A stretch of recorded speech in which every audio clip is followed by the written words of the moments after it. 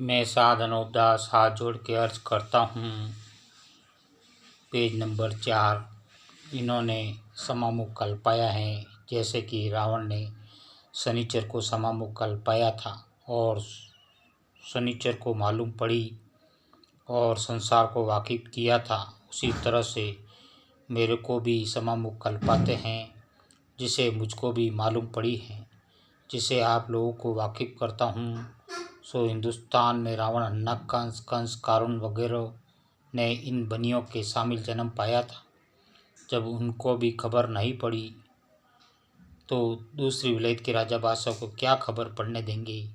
और सातों आठों विलायतों और अंग्रेज वगैरह के आगे मेरी हाथ जोड़ के अर्ज है कि जब रावण वगैरह को इन बनियों ने खबर नहीं पड़ने दी तो आप लोग तो दूसरी विलायत के हो, आपको किस तरह से खबर पड़ने देंगे।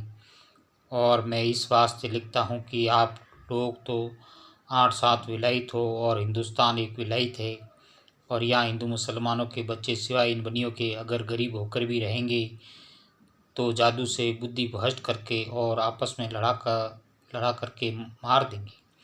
जब आप लोगों को मालूम होगा कि हिंदू मुसलमान बदमाश है और आप लोगों को ये मालूम नहीं कि तमाम संसार की जादू से बनियों ने बुद्धि भ्रष्ट करी है, जब भी आप सातों आठों विलायतों के हाथों से मरवा देंगे, सो आप लोग इन कुलंकियों का जाल छुड़ाओगे तो आप लोगों की और सबकी औलाद उभरेगी और आपके इकबाल से हिंदू मुसलमान की औलाद भी उभरेगी।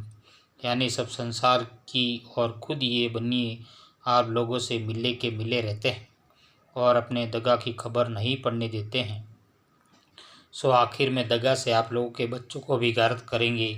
सो इन बनियों ने अपना राज 4 फुट में करने के वास्ते और अपने मतलब के वास्ते ये जाल चलाया है, जिसे आप लोगों को हिंदुस्तान में लाते हैं। सो सातों आठों विलायतों को आपस में लड़ाकर गारत कर देंगी।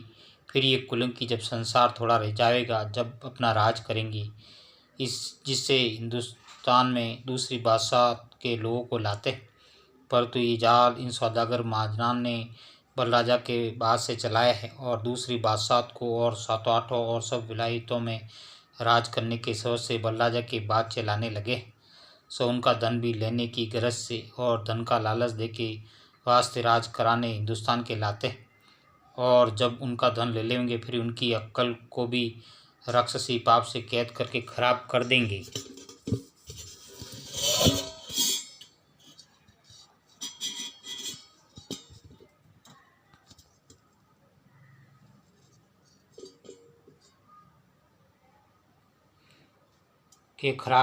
Page number 5। जब खुद ब खुद आपस में लड़कर ही मर जाएंगे। सो ऐसे ऐसे इन सौदागर महाजनान ने इस जान में जाल चला दिया है और सबसे हिले मिले और रात दिन गुप्ती पाप कराते हैं, जिसकी खबर आप लोगों को अब तक बिल्कुल नहीं है।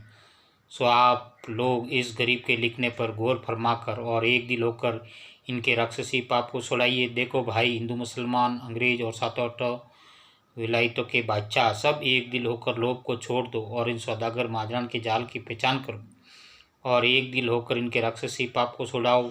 जब तुम्हारे बाल बच्चे बचेंगे नहीं तो ये सौदागर महाजन ऐसे है कि सबको घात कर देंगे।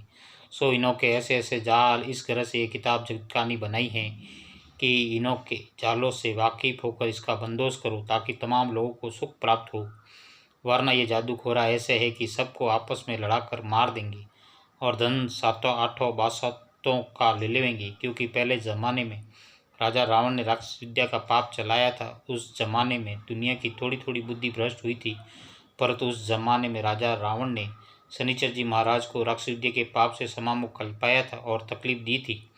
जब शनिचर जी महाराज ने संसार के गारत होने के सोच से विभीषण ने इस बात का जिक्र किया कि तुम्हारा भाई रावण संसार के नाम का गुप्ती पाप करा रहा है, जिसे तुम संसार के लोगों की अक्ल खराब हो गई है और इसी सबब से तमाम जान में रोगचाला वगैरह फैले हुए हैं। सो आप मेहरबानी करके इस राक्षसी पाप को अपने भाई रावण से बंद कराओ, और जो इस राक्षसी पाप का करना बंद न कराओगे तो रावण के साथ तुम्हारे कुल को भी नुकसान पहुंचाया जाएगा और तकलीफ दी जाएगी, क्योंकि आप रावण के सगे भाई हो और आप लोगों को इनके जाल की अच्छी तरह से वाकिफियत है, सो बताओ कहाँ गुप्तोपाप हो रहा है। अगरचे आप ना बताएंगे तो आइंदा इसका नतीजा आपके हक में निहायत खराब है। जब शनिचर की विभीषण ने देशिज अंगी बातों को सुनकर अपने दिल में विचार किया कि मेरे भाई रावण का जो राक्षसी पाप है वो शनिचर को कुल मालूम हो गया है, जो इसके बताने में मैंने किसी तरह का फ्रेब रखा तो ज़रूर मुझको रावण के साथ तकलीफ